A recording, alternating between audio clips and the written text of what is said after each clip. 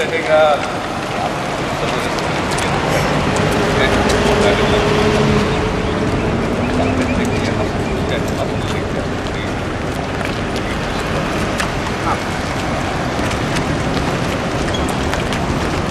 जी आप धन्यवाद।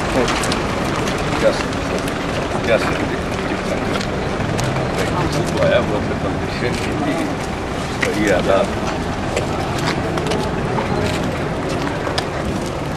अरे तो आप तो घूम रहे हैं तो फिर कहाँ आपको फुर्सत मिलेगी? आज समय निकल रहा है।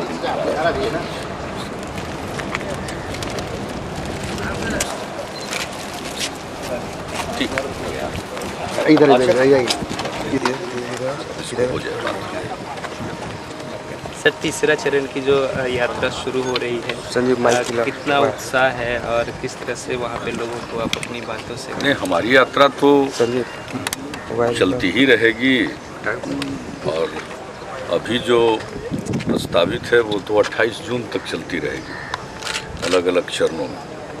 4 दिन हम बाहर रहना चाहते हैं और 3 दिन यहाँ का काम निपटाना चाहते हैं, लेकिन बीच में प्लानिंग कमीशन के साथ चर्चा पहले से तय थी। या इसके बाद भी अगली बार परम पावन दलाई लामा जी आ रहे हैं बुद्ध स्मृति पार्क का उद्घाटन करने के लिए, स्तूपा का उद्घाटन करने के लिए। उसके चलते फिर 5 दिन का ब्रेक होगा, लेकिन पूरे महीने में 4 चरण पूरा कर लेंगे। तीसरे चरण में निकल रहे हैं और इसका उद्देश्य है नीचे जाकर गांव में किस प्रकार से योजनाओं का क्रियान्वयन हो रहा है, क्या उसमें और बेहतरी लाने के लिए किया जा सकता है, और फिर जिला स्तर पर योजनाओं की समीक्षा करते हैं, प्रगति की समीक्षा करते हैं, ताकि वो योजनाएं समय पर पूरा हों और इसके अलावे जो कल्याण की योजनाएं हैं उनका लाभ सब जगह मिले। इस प्रकार की समीक्षा बैठकों से जो फील्ड में, क्षेत्र में कठिनाई आती है उसके बारे में भी स्पष्ट जानकारी मिलती है और उसको सुधारने के बाद उसका क्रियान्वयन और बेहतर ढंग से लागू होता है। अब हम लोगों ने देखा कि साहब, जो हम हर निःशक्त को पेंशन दे देना चाहते हैं और कैंप लगाकर हम लोगों ने निर्देश दिया कि उनका विकलांगता का प्रमाण पत्र निर्गत किया जाए और उनको पेंशन दे दिया जाए, तो पता चला कि हर सर्टिफिकेट को सिविल सर्जन को साइन करना है। तो ये तो काम को बढ़ाता है, तो उसमें परिवर्तन लाया गया कि नीचे के स्तर पर हो जाएगा। फिर जो पेंशन मिलेगा उसको भी ऊपर तक आना है उसकी स्वीकृति के लिए, तो उसको भी डेलीगेट किया जा रहा है। तो इस प्रकार से किसी भी चीज़, मैंने एक उदाहरण दिया, इस प्रकार से कई चीज़ें सामने आती हैं कि कहाँ क्या दरअसल कठिनाई होती है।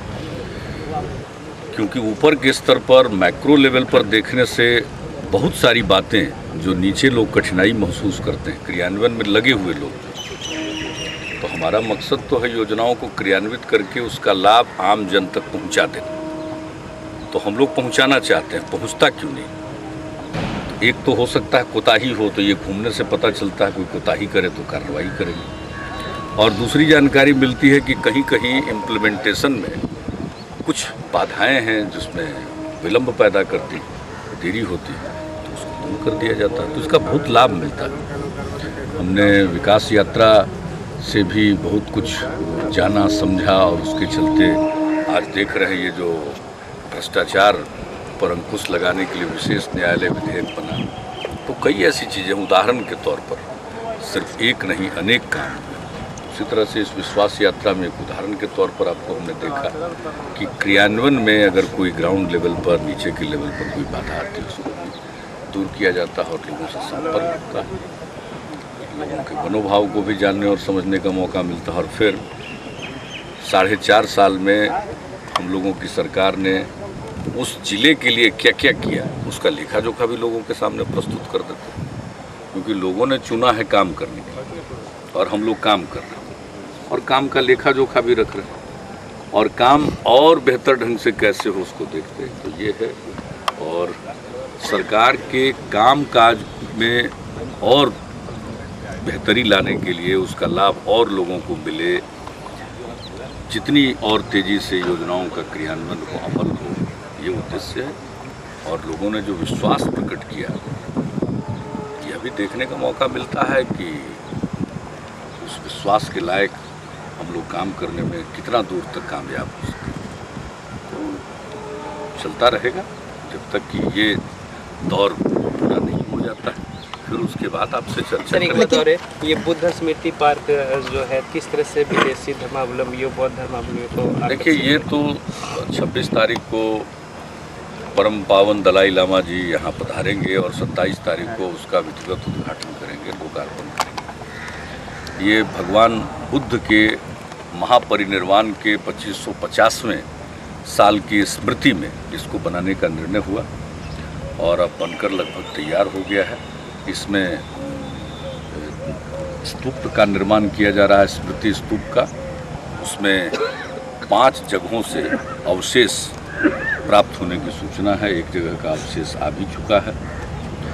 तो शायद ये अपने आप में एक अनोखा स्तूप होगा, बुद्ध स्मृति स्तूप, जिसमें 5 जगहों के अवशेष होंगे भगवान बुद्ध के। और इसके बाद जो महाबोधि वृक्ष का एक सैपलिंग बहुत पहले सम्राट अशोक ने भेजा था अपनी पुत्री संघमित्रा के माध्यम से श्रीलंका में, वहाँ जो अनुराधापुरम में है, वहाँ से उसका एक सैपलिंग यहाँ आ रहा है, उसको भी लगाया जाएगा। तो इस प्रकार से कई मायनों में ये महत्वपूर्ण है। और जो बांकीपुर सेंट्रल जेल था, इस स्थान पर बांकीपुर सेंट्रल जेल था, वो भी ऐतिहासिक महत्व रखता है।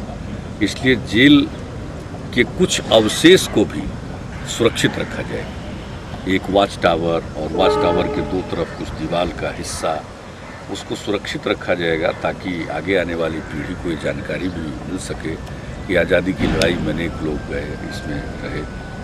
तो सब तरह से, और फिर राजधानी वासियों को एक खुली हवा में सांस लेने का अवसर मिलेगा।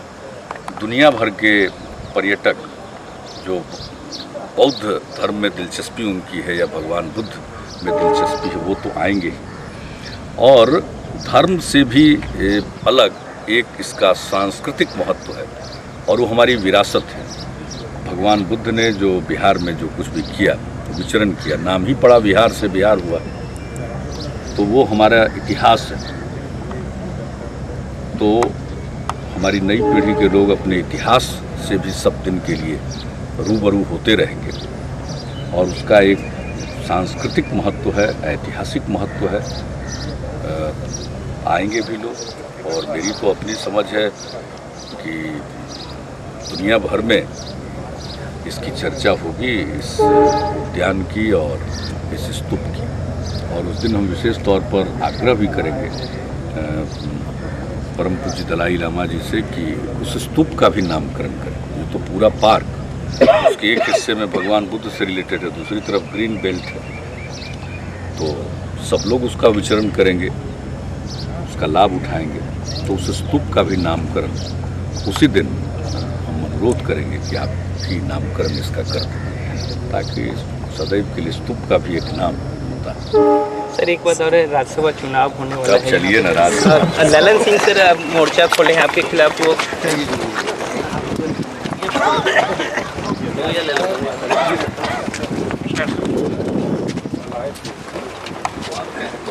जी जी, जान दो हाँ जी।